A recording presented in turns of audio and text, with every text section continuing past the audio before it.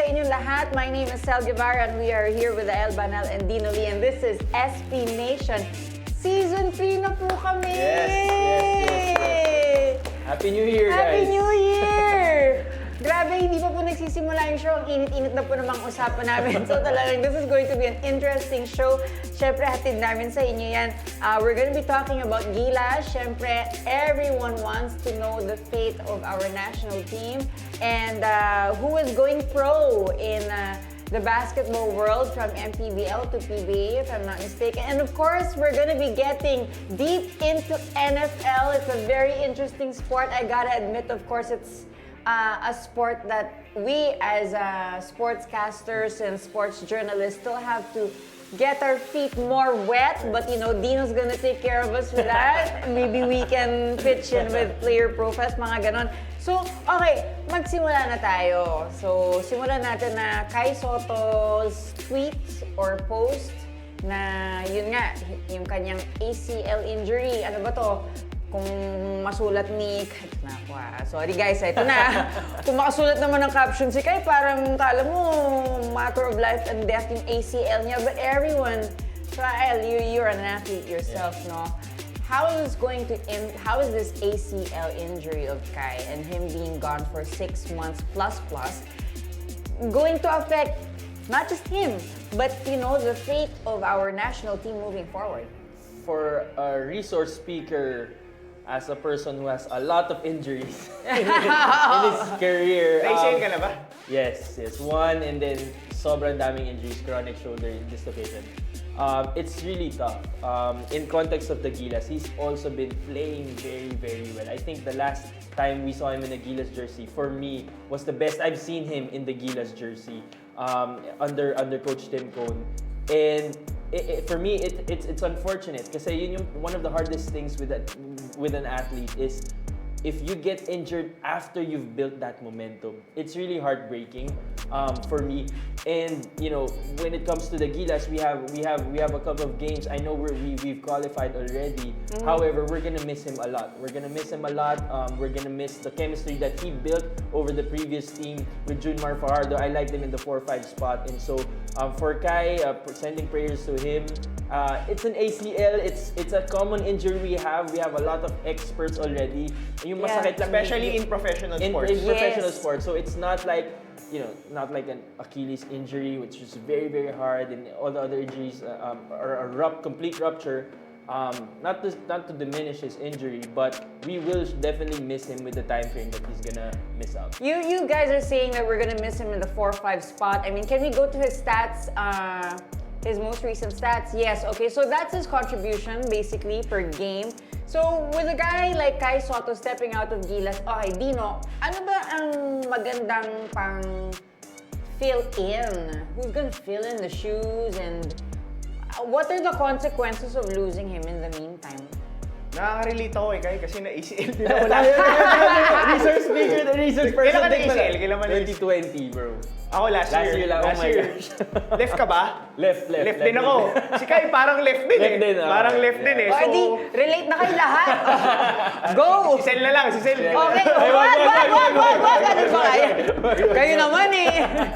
Well, obviously, I second what yung sa sinabi ni Kyle na masakit talaga yung kawalan ni Kai. Seeing the stats and how he's playing for Gilas. How he played for Gilas last year.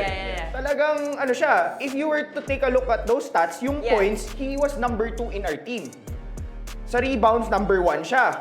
Sa assists, number 3 siya. Number 3 for a big man. Sa blocks per game, he was number 1 also in our team. So, and against one of the best or probably top 20 team in the world, New Zealand, he had 19 points, 10 rebounds, 7 assists, 1 steal, and 2 blocks. Mabigat yung... Double-double. Oo, di ba? And when you look at when he played back in FIBA OQT, na-injure siya no second game. So, if you were to take the first game na nanalo tayo against a world number 6 at that time, which is Latvia, ang ganda rin ng pinakita niya, 18 points, 8 rebound, 1 assist, 1 block. So basically, what you're losing here is mawawalan tayo ng isang player that can play at a high level against the top teams in the world. Right. Even if he's only just 22 years old, bata pa to compared dun sa mga ibang teammates niya. Now, as much as we want to look at it na sinasabi ni Coach Tim ko na, you know, we have Japet Aguilar and a bunch of players that can fill in for Kai. As much as we gusto natin maging positibo maging positive yung outlook natin, mahirap palitan ng isang Kai Soto. Knowing the player pool that we have right now, na sinasabi ni Coach Tim Con, hindi ata siya open mag-expand.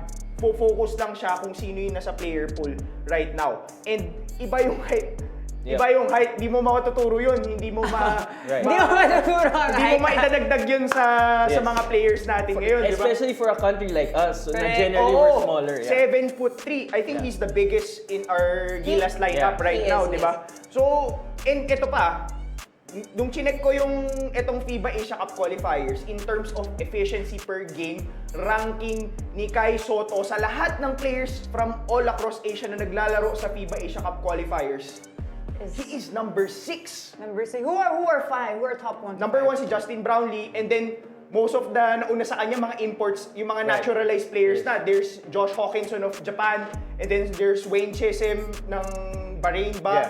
So, Wow. So Usually parang import of local Rain siya, by the way. yeah. Yeah. parang local-wise, siya yung number 1 in terms of efficiency ranking sa FIBA Asia Cup qualifier. So, you're losing a lot from these players. Now, ang nakikita ko dito, you're not replacing him, but you might be able to do it collaboratively. Nakita naman nandyan si Japet. Although he has only played 6.6 minutes per game across 4 games. You have Mason Amos, who I think 1 game lang siya naglaro. Yeah. Then obviously AJ Edu hasn't played yet for our team. The last time he showed up for Gilas is nung World Cup pa, 2023 World Cup, nung coach pa natin si Chot Reyes. And then QMB just coming out of a win, nanalo sa UP. Pero hindi naman nag-commit na isasama siya sa pool di ba? So, ang nakikita ko dito, bukod sa dyan sa list na yan, Junmar Fajardo, I think he's gonna get a lot of more minutes kasi he's a legit big man, 6'10", 17.5 minutes per game across 2 games during this Asia Cup qualifiers. Pero ang question mark dyan, does he have the agility of like a guy of Kai Soto? Hindi ganun kabilis Good point. Okay, let's now go to the intangibles. No? So definitely yan ang points contribution. Like potentially Kai Soto can contribute like double-doubles in a game kapag naganahan siya. Okay, kung magpapalit tayo ng isang batang Kai and then we now go to a more mature but siguro stronger, no? Junmar Fajardo. How is the style of, or do you call it brand of play that Gilas will be showing in the next game starting Feb? Well, for me, I'm not just looking at the tandem of Kai Soto and Junmar Fajardo, which was terrific the last time around.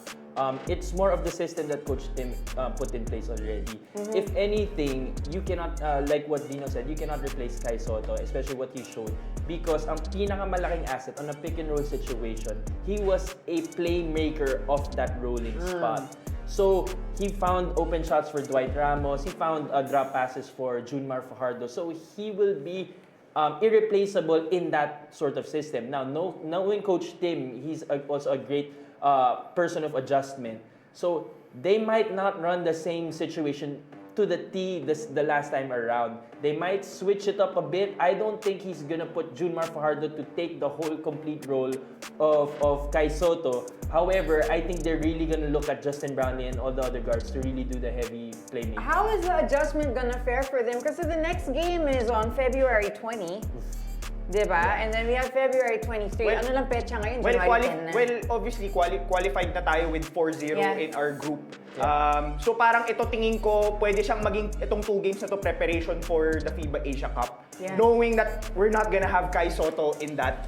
Sayang parang ako ang laking panghinayang kasi naputol yung momentum talaga. That's the whole point of the conversation here. Hindi tayo katulad ng US na pag na-injured ang isang LeBron James, meron ka namang Jason Tatum, meron kang Jaylen Brown. Pag na-injured ang isang Steph Curry, may Kyrie Irving ka. Hindi naman tayo ganito di ba? And para sa atin, si Kai Soto is generational and mabigat to sa atin, and hopefully he can come back much more stronger than ano. Kasi I think from my experience of an ACL, I think it's a learning experience for how you take care of your body and be a better athlete.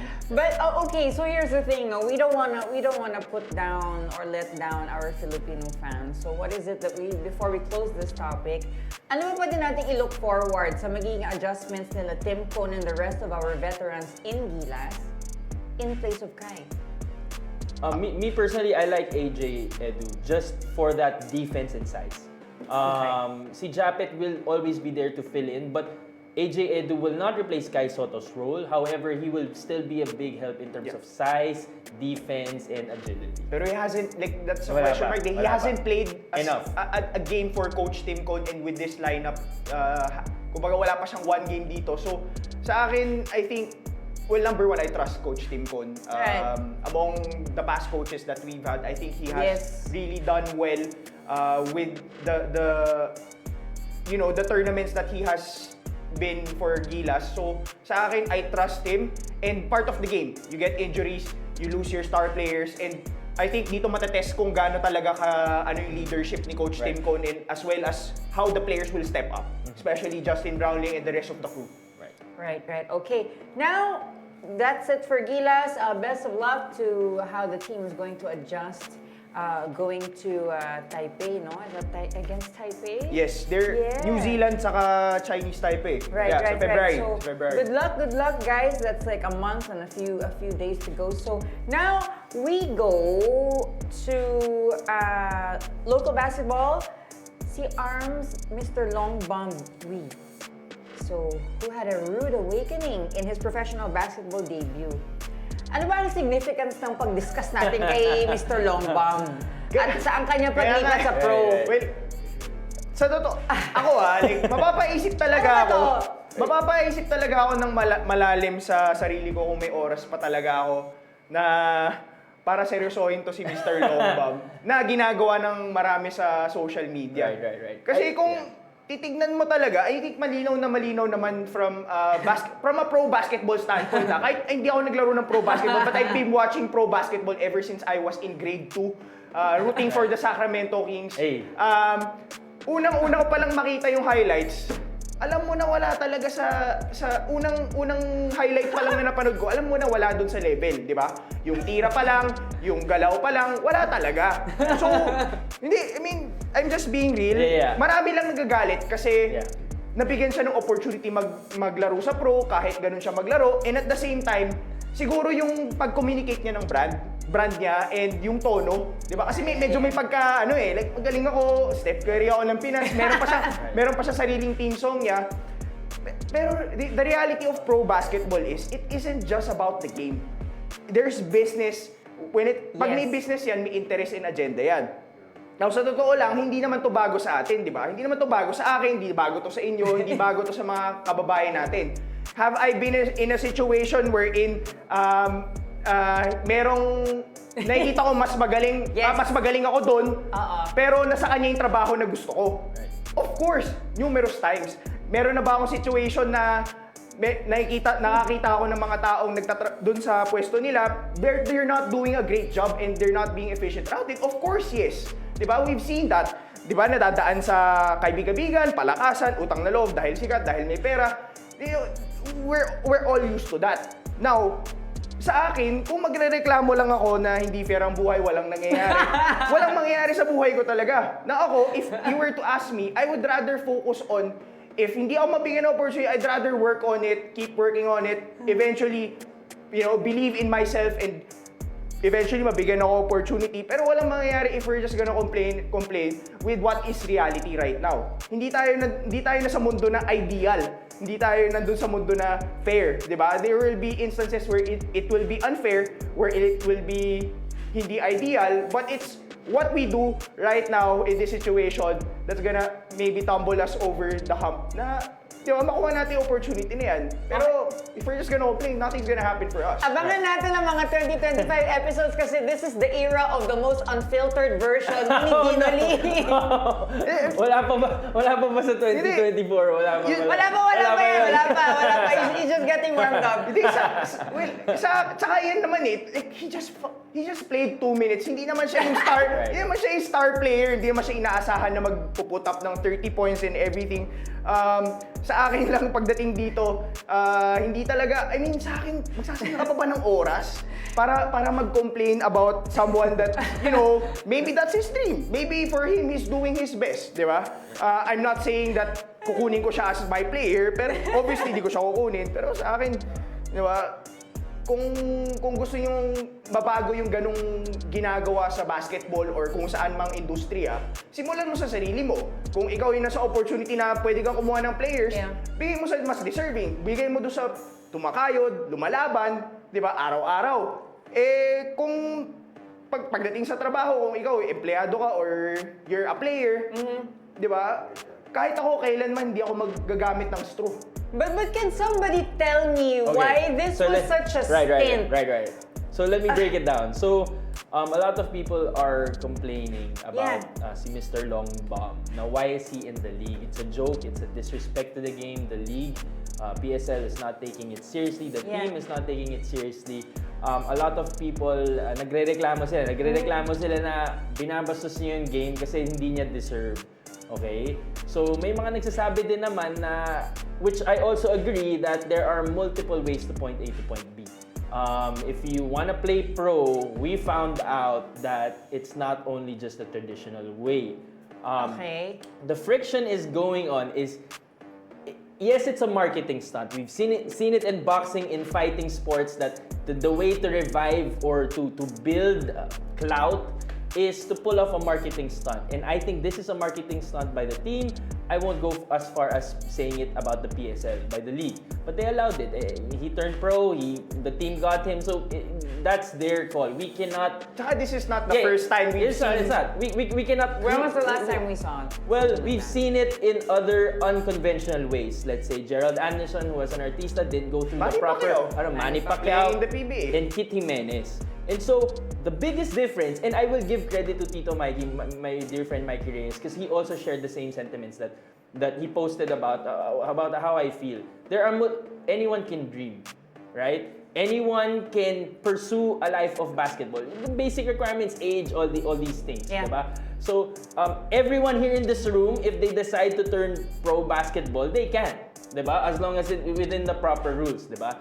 Ang problema ngayon, maraming tao nagagalit na binabastos yung game nila. And I agree to the extent that sina Gerald Anderson, sina Manny Pacquiao, sina Kit Jimenez, they all wanted to do that because they love the game so much. But I have to say... But does that mean he doesn't love the game? Well, I don't know. I haven't talked to him, diba?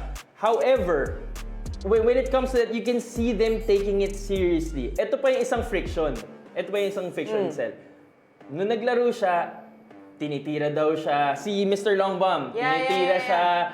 Hindi daw siya pinagbibigyan and all these things. And for me, bro, you can't complain with that. That comes with it. Like, if now you have a target on your back, which is the same thing that happened to Gerald Anderson, to Kit Jimenez, and to Manny Pacquiao.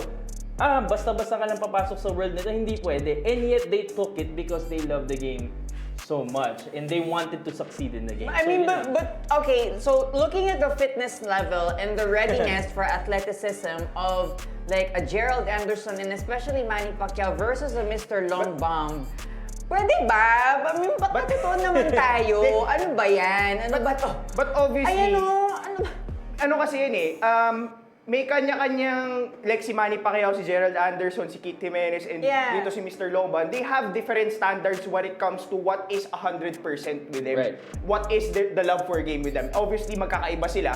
So, sa akin, I think, iba lang yung way ni Mr. Longbam, and I think it rubs the wrong way when it comes to Filipinos, kasi sa atin, ang kultura natin is magpaka-humble tayo, diba? Which is totally opposite yung approach ni Mr. Longbam. But, kung ano man yung approach ni Manny Pacquiao nung naglaro siya sa PBA, it doesn't make him a pro basketball. Para sa akin, hindi pa rin siya at the level of the pro. Other players deserve a slot compared to a Manny Pacquiao or maybe a Kit Jimenez or a Gerald Anderson. That's just my take, di ba?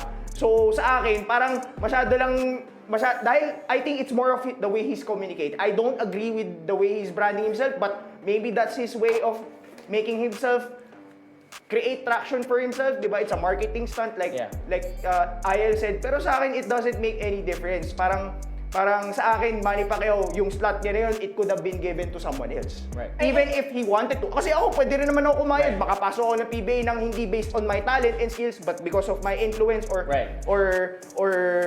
kung may paraan para makapasok. Sa akin, parang I would do a discredit to the players that I feel deserve it more than me. Yeah, and I think the sad part is here, members of this industry in basketball are finding ways to find clout just because we are not pushing hard to level up the quality of basketball starting from the athletes themselves. Right. So not all professional or semi-professional athletes have the same work ethic to get to the top level. Like, I mean, I've been covering professional sports for a long, long time, and I could say that even at the highest level, we were talking about D. Rose, who just retired his jersey, by the way.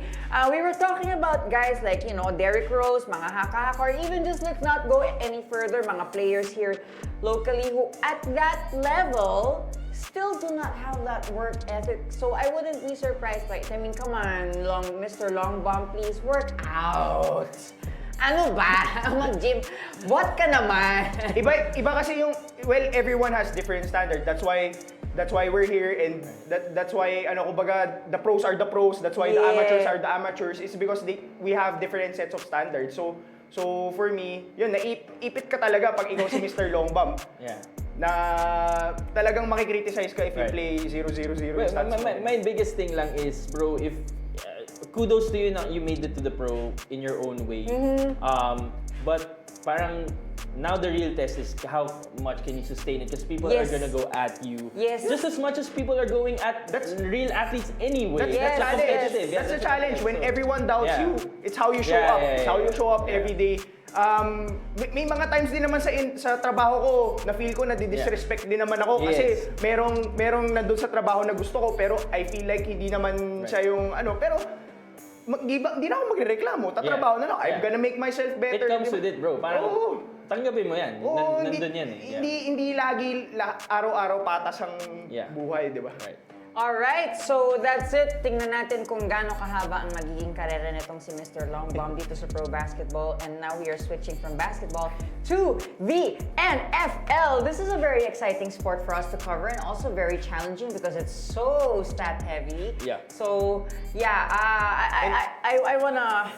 Let's go to the playoffs. Okay, so who do we have? So set na ang ating 2025 playoffs. So right now we are gonna have fresh faces in the NFL. We got the Washington Commanders, the Minnesota Vikings, so the Broncos, Chargers. So they're gonna be competing for the Super Bowl. Wow, and of course, same old other faces. Yes. Okay, let's just have a quick helicopter view of how this NFL playoffs is looking like. Well, the NFL kasi, sa NBA, before we have the top 1 to top 8, di ba? 1 to 8, and then 1 versus 8, 2 versus 7, 3 versus 6, 4 versus 5. So, tapos nagdagdag na lang sila ng play-in ngayon. Yeah. Now, when it comes to the NFL, wala silang number 8 seed. So, ang mangyayari dyan, yung number 1 mo, you're already safe in both conferences. Kasi yung first round ng playoffs they call it the wild card round. The second is the divisional round, and then the third is the conference championship. After the conference championship, that's the Super Bowl. Na marami nagpo-perform na sikat na mga musicians doon, di ba? So eto for this one, this is the wild card round that we'll be having this coming weekend. Ang safe dyan is actually, which is ibig sabihin ng bye round, ibig sabihin safe na yung number 1 seed of both AFC and NFC. AFC is American Football Conference and then NFC is the National Football Conference. So, the Detroit Lions galing sa NFC, they're safe already. Kansas City Chiefs, Well, clinched the top spot. Yeah. They're also the number one attraction sa NFL right now in terms of ratings because obviously the Taylor Swift effect. Obviously the Taylor Swift effect, di ba? Now when it comes to this matchups, ang mabigat dito kasi it's just one game. Yeah. So whether you're the lower seed or the higher seed, basically minsan toss up eh. If you play a perfect game, you're eventually may chance ka matalo yung higher seed eh. So when it comes to dun dito muna tayo sa left side which is the NFC. Dun sa first matchup, yung at the top, that's the Minnesota Vikings versus the LA Rams. Now, before I say my pick, I just wanna extend my parang prayers to those that are affected by the LA Fair. Kung alam nyo yun, di ba? So the game is actually gonna be moved from LA to Arizona for this game. So sa akin, I would, even though LA won the meeting during the regular season, I would go for the Minnesota Vikings.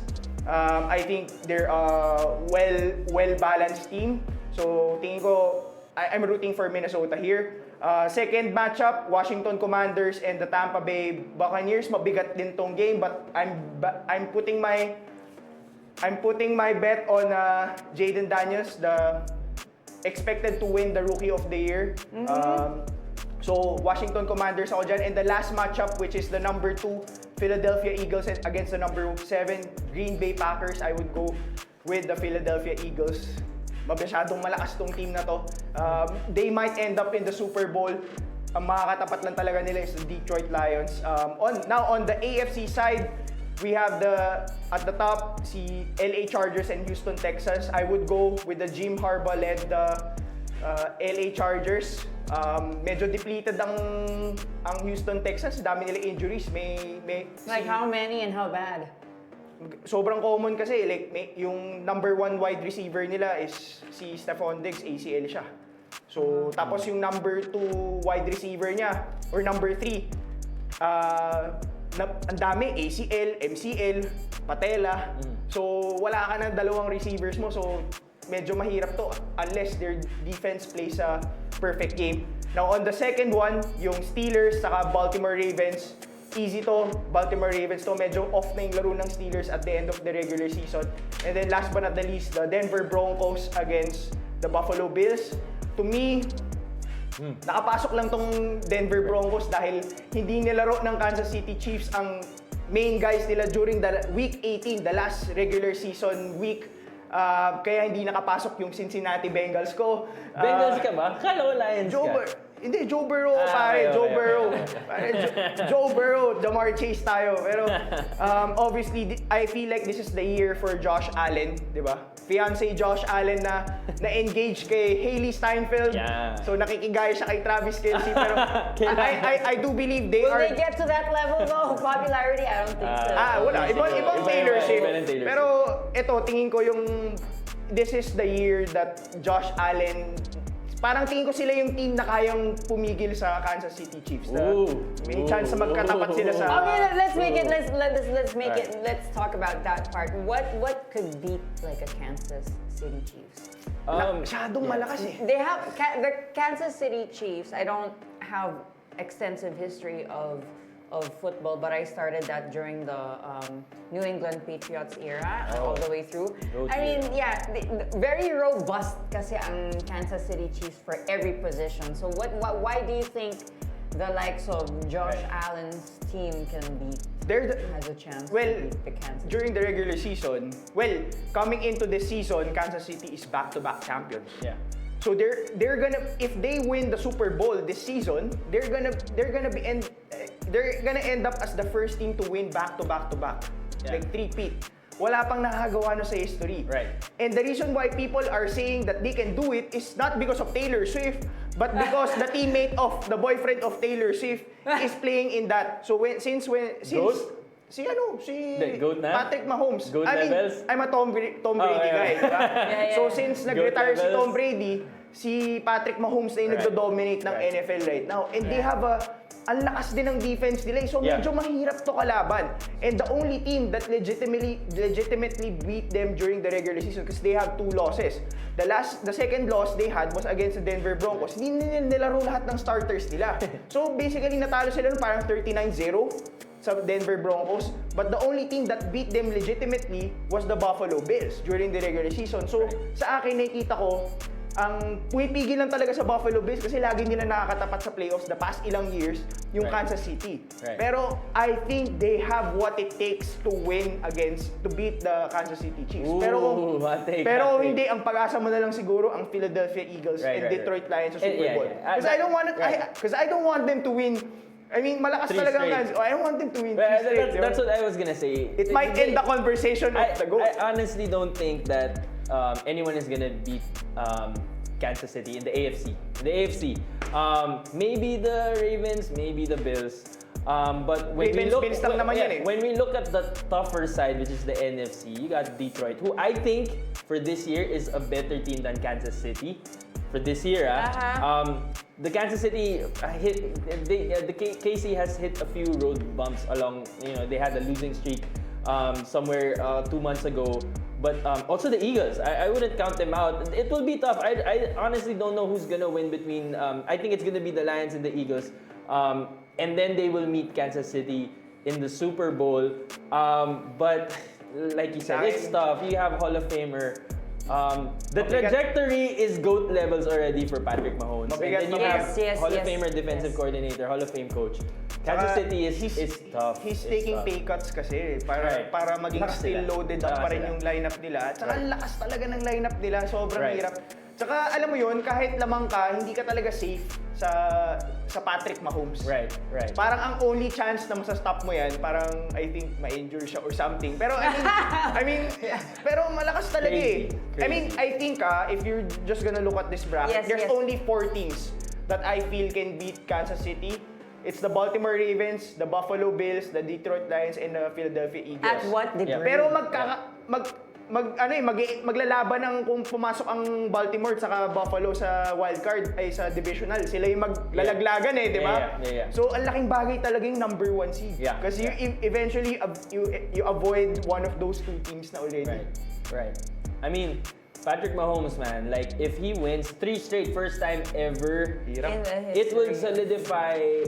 Wait lang yung mga Tom Brady fans wait lang, patapusin nyo. It will solidify his entry in the GOAT conversation. I'm not gonna say he's GOAT yet. Diba? Siyempre, ang haba ng kayo ni Tom Brady. Pwede ng Mount Rushmore. Oh, definitely.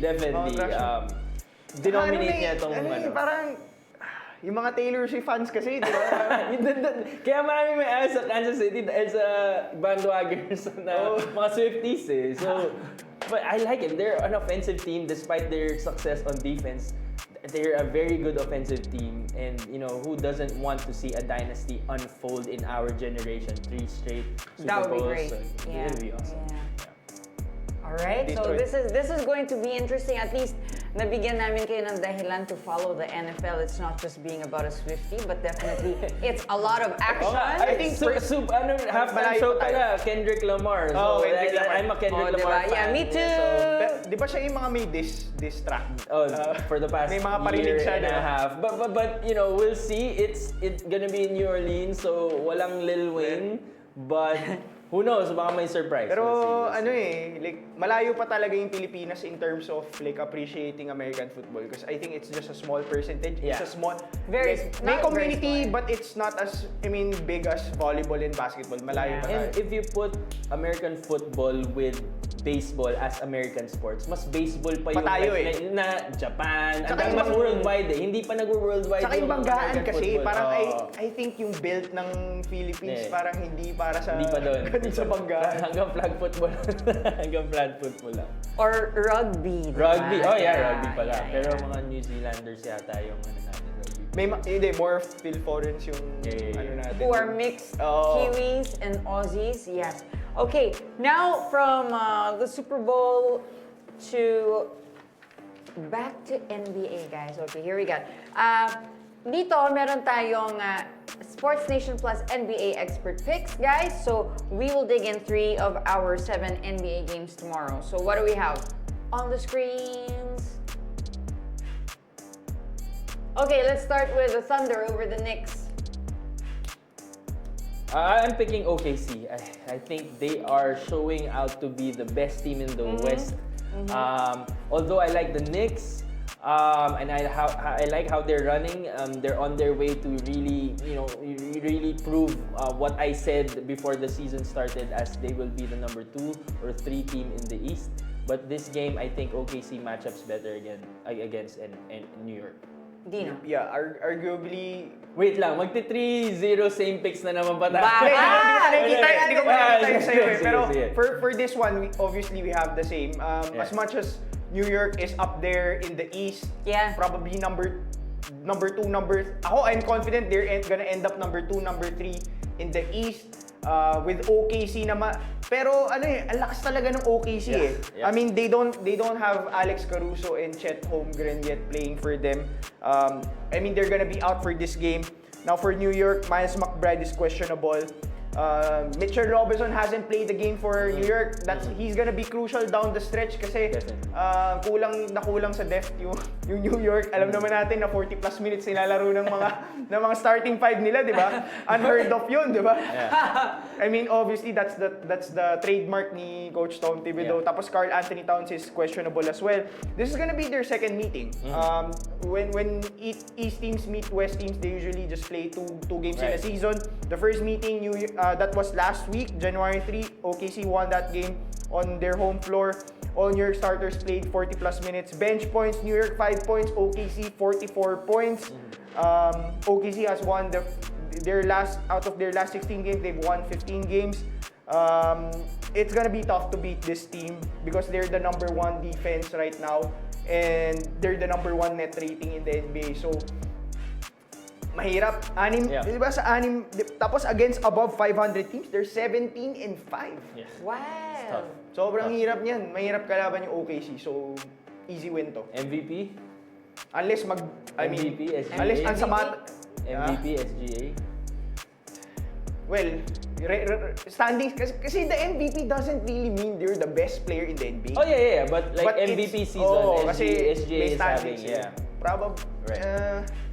maybe, yeah. Maybe. Most likely, kasi sa Maybe. Cleveland, it's more of collective Yeah. Sa OKC talaga Boston din, stand out collective, talaga. yeah. Stand out talaga si Right. Shea Gilgeous eh. Pero for me, he's not the best player in the NBA. Who is? Jokic. Obviously, Jokic. Jokic is the best player. Hindi si SGA. Alright, so next game we got the Sac versus Celtics over the Kings. Yeah, from the best team in the West, we go now to the best team in the East. Yes. For me, I think it's gonna be the Boston Celtics. Although the Sacramento Kings, ever since meron silang coaching changes, they've been winning. They're 5-0 in their last 5 games. I still think it still wouldn't be enough against the defending champions Boston Celtics. How easy would this win be if ever your pick is Boston? Tingin ko, baka magandang laban to kasi Yeah.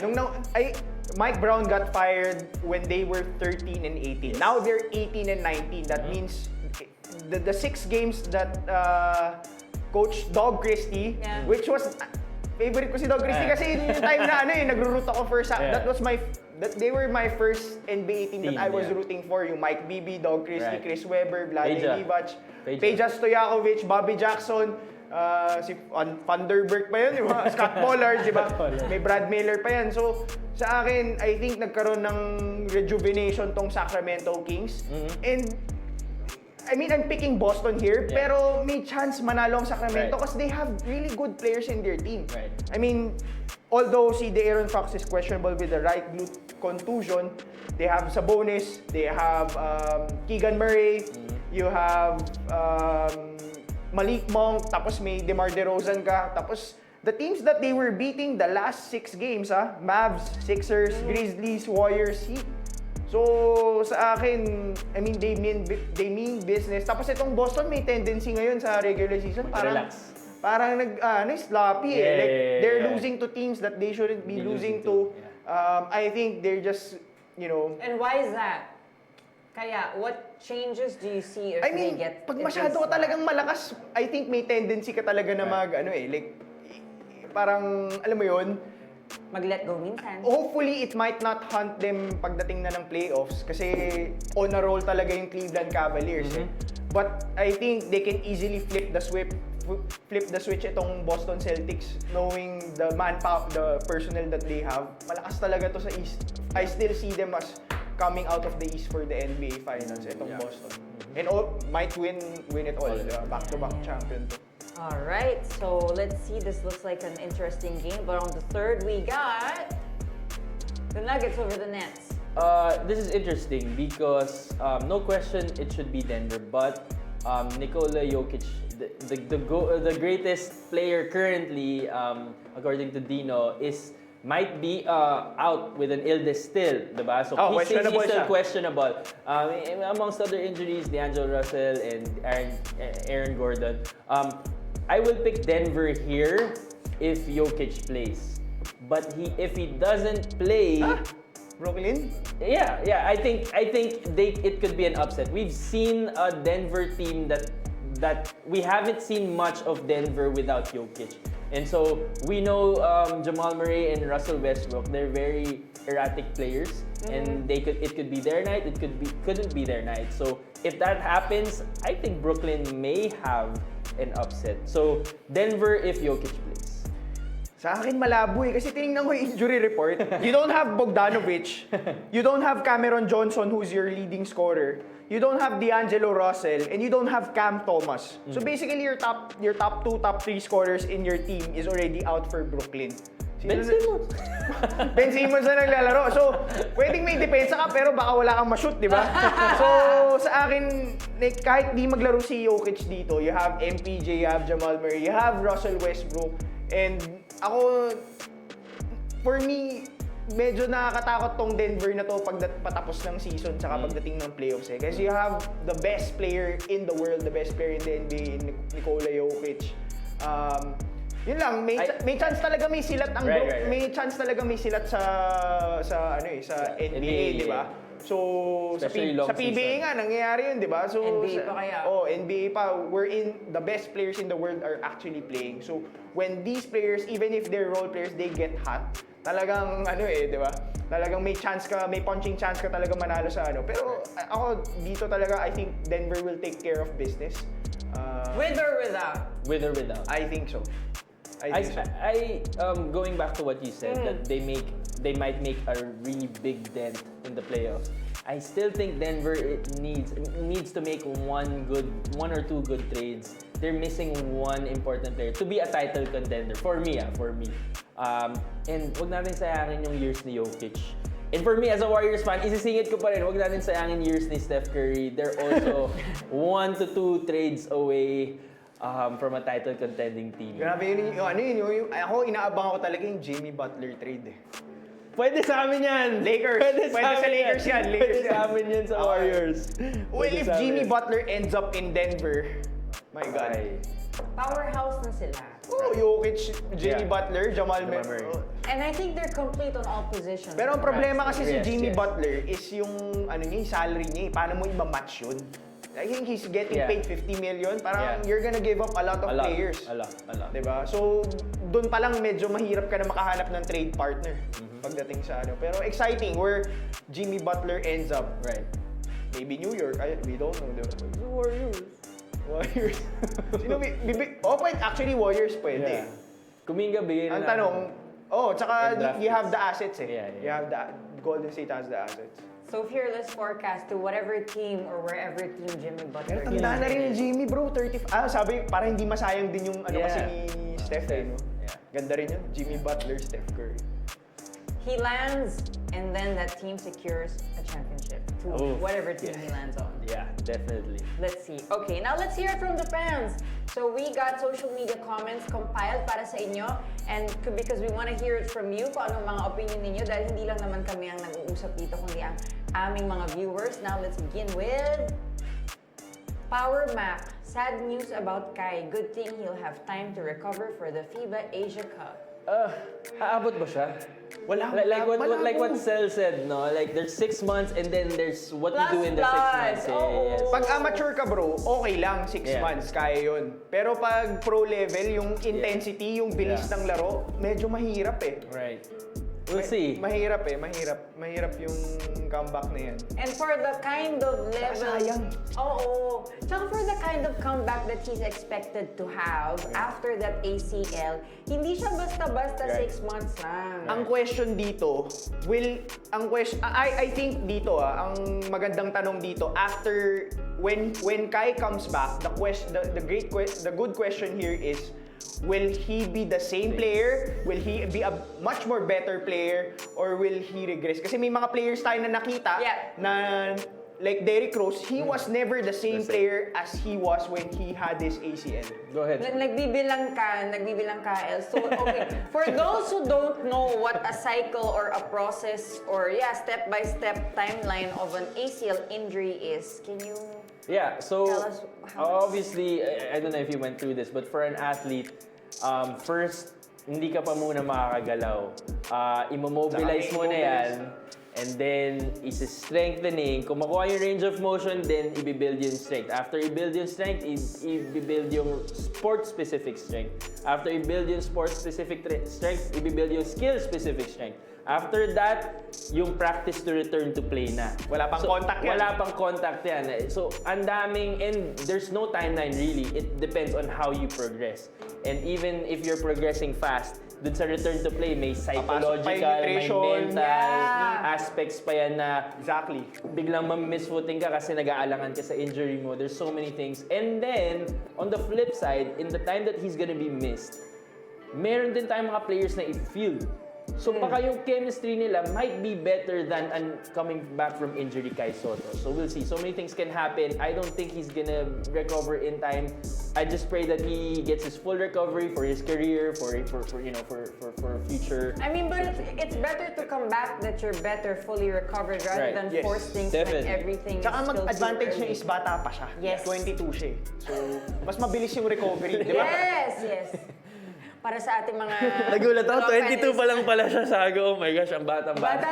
Bata pa yan, he's got time. Rather than get injured again because he's risking to come back to the court right away. Ang Delikado. sayang talaga dito hindi natin makikita yung Kai Soto tsaka AJ Edo sa FIBA Asia Cup.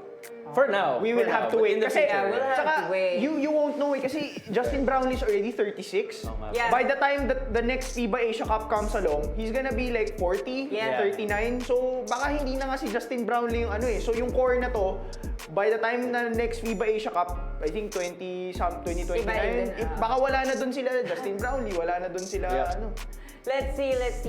But yeah, definitely fresh faces by the time that happens. Next comment is from TT of Manila. So I feel there's some Mr. Long Bomb about Mr. Long Bomb.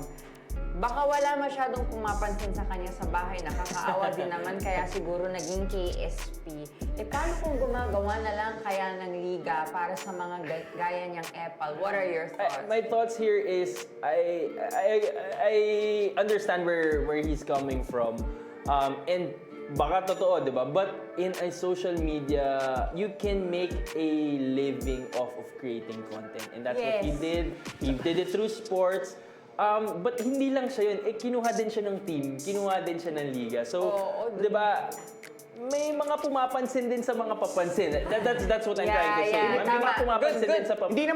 Hindi naman natin 'to pag-uusapan kung hindi naman Exactly. ginato. Actually kung pinanood mo talaga yung first time, if you watch his content for entertainment, Yes. matutuwa ka talaga, Yes, which is yes. what I do. Yes. But if you take him seriously, doon tayo magkakaproblema. Right. 'Di ba? Kaya naman natin 'to pinag-usapan, it's because of that. But hey, it's working because we're talking working. about Oh, him now. definitely And working. this is a sports show where we do sports analysis and we're talking about Mr. Long Bomb. Ano ba?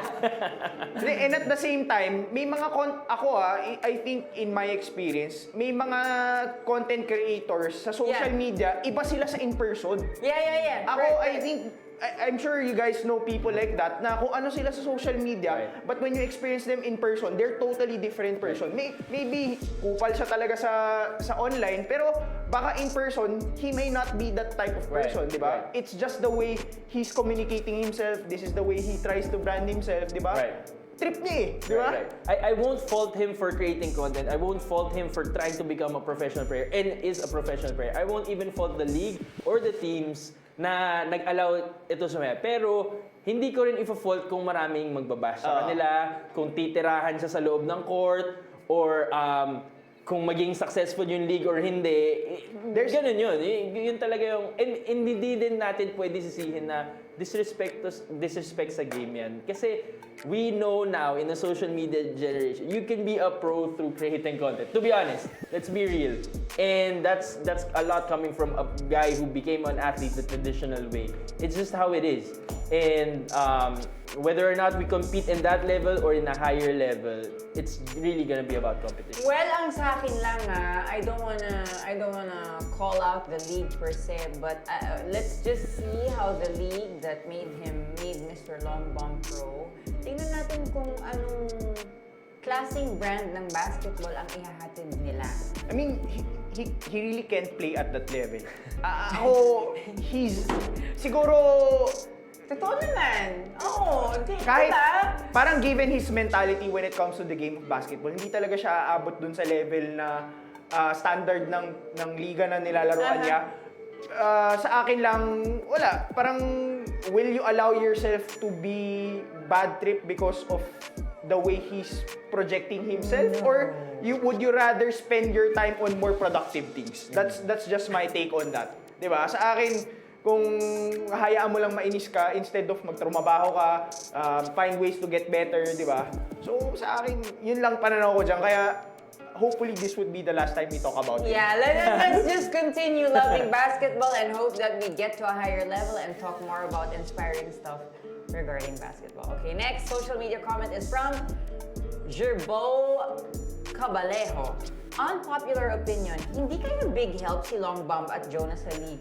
Oh, come on! Talking about Long Bomb again. Okay, since wala sila masyadong exposure, saka ginagamit lang sila for marketing ngayon para sumikat ang PSL. Okay, I gotta say, like I said, after having been in this in the field of sports, most especially covering basketball for such a long time, more than a decade already, nakahalata ang edad ko. I could say it's a marketing ploy kasi, you know, so many leagues are trying to be semi-pro. Ano ba to? Semi-pro of what kind? Semi-pro na regional. May MPBL ka naman. Other leagues Actually, ang dami nating pro. Diba? Other leagues are trying to revive the NBA because that was the very vintage, good local basketball that we had back in the day. I guess because PSL is so, I wouldn't want to say desperate, but they badly want to have an identity or mark as a league that they're trying to find ways to catch attention. This might end up being a double-edged sword for them. Kasi, yes, these guys, they may not be better players than the ones that are aspiring to be in that league na maybe deserves that slot for them na sinasabi ng mga tao.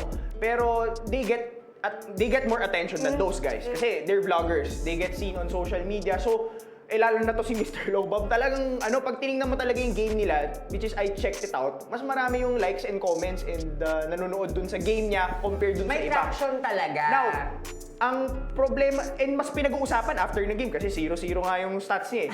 Ang problema dito is what kind of image is the league trying to project for what, kumbaga, anong kalidad ng liga mo. Kasi kung nakakapasok yung ganitong players, it might not bode well for your league na, madali lang pumasok dyan kasi si Mr. Loma, si Jonah nakapasok dyan na mas deserve pa yan. Now, iba yung kay Bronny kasi he can play kasi sa G League he's putting up 30 points right now, 'di ba? Na binabash ng mga tao, but he's bringing in business, yung jersey sales niya, 'di ba?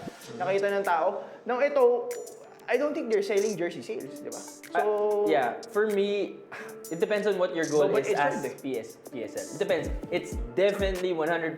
I agree with Sel and Dino. It's definitely a marketing tactic. Whether intentional or parang lumapit lang sila. Sige, okay lang yan. Good idea yan. It's definitely. But kung papansinin nyo, yung mga players sa PSL, mga MPBL players din yan dahil off-season MPBL. So, Exactly. nagaganon lang yan, MPBL, PSL. So, it depends Parang pre-season yung PSL ng MPBL. So, what do you want to be? Do you want to be a number 3 league? Then, go for it. You're doing a great job marketing your PSL by a number 3 league. But if you want to beat MPBL, I don't think this is the way to go. It's not going to be sustainable. It's not going to be a good branded marketing tactic for the PSL. It speaks of, I guess, what the team is all about. Yeah. Kasi if you have a player like that, then maybe winning isn't a priority. Yeah. Yeah, I don't think so because I mean MPBL in all fairness has done a good job to be a good pool. Mas maintindihan for ko pa the naka-line up potential. siya pero hindi siya pinalaro. Pwede pa yun. Pwede pa yun. Kasi Pero ito pinalaro minsan may eh. package deals yan eh. So if I'm understanding sa pro basketball or sa college basketball, may package deal yan. Pag nandyan yung coach, kasama may mga players siya na hindi naman ganun kalakas, pero nandun. Pero hindi naman niya ginagamit. Now dito kasi, ginamit nila. So sa akin, I wouldn't think he would get more flack if hindi siya ginamit. Ano tingin mo doon? I agree 100%. The fact na ginamit siya, and I agree again that Tas nagmukha siyang... it's a marketing also tool for the team or the Pero league. I think it's not gonna last long. It's not sustainable. So it's really just a marketing ploy to get attention. And I think the PSL is going to be challenged to find something that is at par with the standards of basketball they want to show or attain while getting that traction. So tingnan natin how far this is gonna go. Alright, next social media comment is from Dropping Dimes Events Manila. Back-to-back for my Kansas City Chiefs. Thanks Sports Plus for including NFL games. Alam na. Also, that's very, very good. Back to back. Back to back to back. Ooh, Third, third. We'll see. Third Super Bowl championship. So we'll see. I mean, it's good to see that by the way, it's good to see that we're getting comments like that on social media, that we actually have Filipino fans. Actually, meron There eh. is naman. Meron. Lalo na actually dumami siya based on a study, dumami yung nanonood ng NFL fans, NFL because of Taylor Swift. No kidding, true, no kidding. Babae pa. Yeah. Marketing, guys. Marketing. Sports marketing. So Pero good. at least yun, hindi naman naglalaro si Taylor Swift eh. Ito, yung kanina kasi naglalaro siya sa ano eh. Saka at least, ang jowa ni Taylor Swift ay Magaling. basta-basta Hall of Fame. Magiging Hall of Fame si Travis Kelce. Oh, diba? Dapat ganun si Mr. Longbomb. Ay, nako. Huwag na natin pag-usapan. Next comment is from CJ Reponte. Sana naman expert picks for NFL. Oh, nice. Actually, Pag sa sinabi ko- Super Bowl na. Pag nag-Super Bowl. Okay. Yes. We'll get into that. Rest assured that we are going to be doing our homework, not just with the stats, but also player profiles and also histories of the games, histories of the players from their health, and of course, maybe some of their lifestyle choices on how that's going to affect the game, and a lot of politics in the NFL. Actually, NFL is highly political, so it's going to be interesting to talk about. Actually, Facebook became political also with they got Dana White as part of their board. Yeah. Right? Oh my Because God. Dana White is tied with Donald Trump. Yeah. Correct. Ginawa nila, pinasok nila sa... Crazy. Tingnan natin. Interesting to see dyan kasi yung pag-visit ng White House. Kasi may mga teams, Maganda may mga leagues. conversation. Magkaka-segment na ba tayo ng parang hot topics outside of sports? May mga- Magandang yan, Pwede or like hot topics related to sports. Related to Dana sports. White is, one of is a sports yeah. personality. Blind eye. Tsaka Yeah, si kapanood. Netflix medyo they are on a run. Yeah, They're making a run. Yeah. Mike Tyson with Jake Jake Paul, Paul. Yeah. then the NFL Yeah, Christmas games, Christmas, yeah. tapos WWE Raw, tapos yung World Cup ng women's, Yeah, nakuha din nila. Grabe, dami talagang pera. Ba talaga nagagawa ng pera? Correct. Oo, ganun No, talaga. mister. 30-35, manifest. More pera, more fun. Okay, do we have more social media comments? I think we have more. Do we have more? Wala na. Last na yon. Okay, that's it. So, recap lang. So, pinag-usapan na natin ang magiging kapalaran ng Gilas without Kai Soto. Temporarily lang naman. And of course, ang ating napaka-controversial na itong si Mr. Longbomb. I think ang magandang title dyan is How long are we going to talk about Mr. Longbomb and basketball? As long as people get pissed, it will still get talked about. I think so too. And of course, a booming or like a buzzing topic that will be part of our show for sure is the NFL bracket, and eventually we're going to be including our NFL picks. I'm sure our producers are watching that now and taking notes. And of course, our very favorite segment, the NBA SPN Expert Picks. Yan po ang ating mga naging topic today. Sa mga NBA Expert Picks, sa mga naka-pick up lang ngayon, so we got OKC against the Knicks. OKC over And the Boston over yeah. Sacramento. And of course, Denver over Brooklyn. This is with or without Jokic, yeah? Okay, sige. Yun lang po, guys. Maraming salamat po sa pagsubaybay sa amin ngayon. And it's 2025. We're gonna be bringing a more exciting and a jam-packed sa mga topics na show. So, like I said, thank you very much. Tutug lang po kayo dito. This has been Sel Guevara, El Banal, and Dino Lee. And this is SPNation Season 3. There's a bunch of different things that just like put it all together. Everything has like a different meaning.